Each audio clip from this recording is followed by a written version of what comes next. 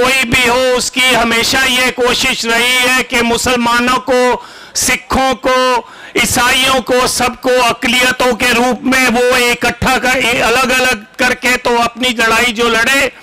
आज आपकी ताकत को देखते हुए एक और बड़े मुहाज की आज आप नींव रख रहे हैं कि हम अकलियत नहीं है, हम मेजॉरिटी हैं। और यह तब मुमकिन हो सकता है जब हमारी लड़ाई आपकी हो और आपकी लड़ाई हमारी हो। यह तब हो सकता है जब वक्फ बोर्ड की जमीनें अगर बिहार में उठाई जाती हैं या कोई धक्का किया जाता है या यूपी में किया जाता है, तो पंजाब में से मुसलमान और सिख भाई वहां जाकर लड़ाई लड़ें और अपने जो है उनको बताएं कि ये हम बर्दाश्त नहीं करेंगे। और मैं आपको ये बताना चाहता हूं, ये फितरत में है। बिहार में पटना साहिब हमारी वो मुकद्दस जगह है जहां पर 10वें गुरु गोविंद सिंह जी ने जन्म लिया था, प्रकाश हुआ था उनका। वहां की जमीनें भी डिस्ट्रिक्ट जज के अधीन हैं। आधे से ज्यादा जमीनें 1956 से लेकर आज तक छीन ली गई हैं। इसी तरह नांदेड़ में आधे से ज्यादा नांदेड़ शहर हमको निजाम हैदराबाद ने महाराजा रंजीत सिंह के काम से खुश होकर तखत हजूर साहब को वो जमीन दे दी। उस नांदेड़ शहर की आधा से ज्यादा जमीन जो है महाराष्ट्र की सरकार ने कब्जा किया हुआ है। पिछले 12 सालों से चुनाव नहीं होने दे रहे हैं और उनका पूरा मंसूबा है कि हमने जो है उस कमेटी के ऊपर अपनी जो है हुकूमत चलानी है। तो मेरा आपसे यही कहना है कि वक्फ बोर्ड की जमीन गरीब की जमीन है। वक्फ बोर्ड की जमीन धार्मिक बंदे की जमीन है जिसने दसवंध दिया, कहा भी चलो मेरे दादा दुनिया छोड़ गए हैं, उनकी याद में मैं थोड़ी सी जमीन देता हूं जहां पर कोई मदरसा खुल सके, जहां पर कोई अस्पताल बन सके। लेकिन सरकार को यह मंजूर नहीं है। सरकार आपका टेस्ट ले रही है। आपको इस टेस्ट में पास होना है और इस लड़ाई को केवल दिल्ली तक सीमित नहीं करना है, पूरे हिंदुस्तान के एक एक सूबे में लेके जाना है और यकीनी बनाना है कि ये जो धक्का है हम बर्दाश्त नहीं करेंगे। मेरी आपसे गुजारिश है, डॉक्टर इलियास साहब से, बाकी सारे जो सज्जन यहां पर बैठे हैं उनसे भी, इसको केवल एक दिन का धरना मत बनाओ। मैंने इनके जो वीडियो टॉक सुनी है, इसमें इन्होंने कहा है कि जैसे किसान भाइयों ने 1 साल तक बॉर्डर पर लड़ाई लड़कर सरकार के घुटने लगा दिए थे। सरकार मान गई कि हमको बिल वापस लेना पड़ेगा। तो अगर वक्फ बोर्ड की जमीनों को बचाना है तो अब भी इस लंबी लड़ाई के लिए तैयार रहें और हम आपका पूरा साथ देंगे।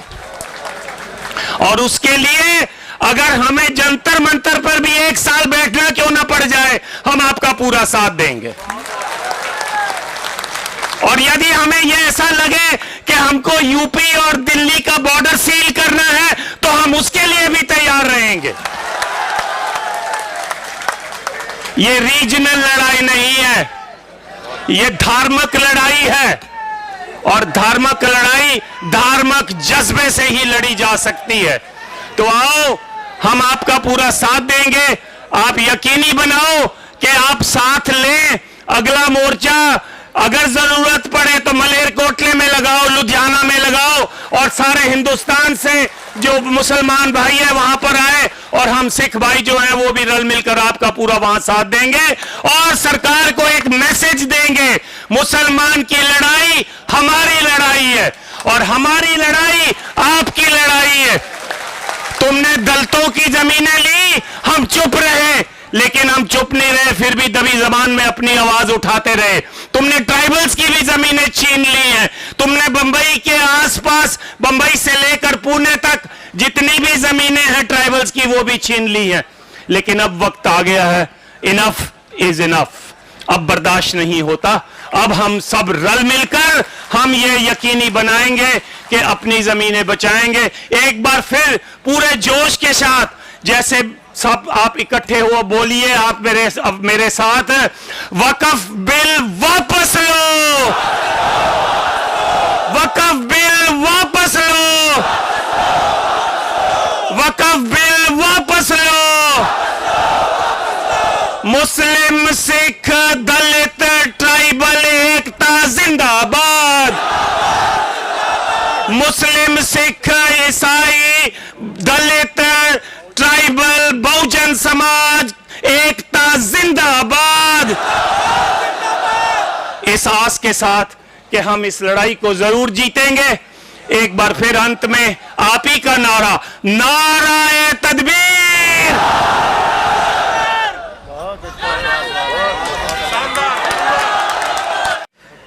देखिए, हमारे इस प्रोग्राम में बहुत सारे एमपीज आना शुरू हो गए हैं।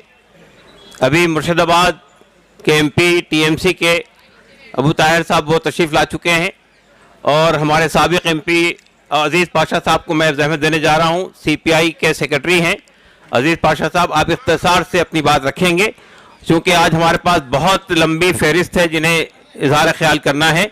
तो मेरी आपसे गुजारिश है कि आप 3 या 4 मिनट में अपनी बात रखें। लोगों को इधर के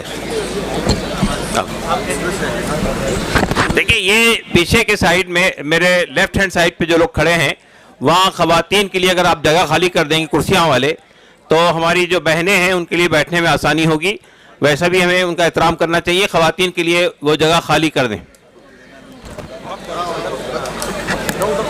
all India Muslim personal law board के जिम्मेदारान और हमारे IMCR के जिम्मेदारान और जितने भी लोग सारे हिंदुस्तान भर से यहाँ पर आए हैं अपना प्रोटेस्ट करने के लिए, जो हमारा जमहूरी हक़ को जो छीना जा रहा है उससे खिलाफ अपनी जद्दोजहद का आगाज़ आज हम यहाँ से कर रहे हैं।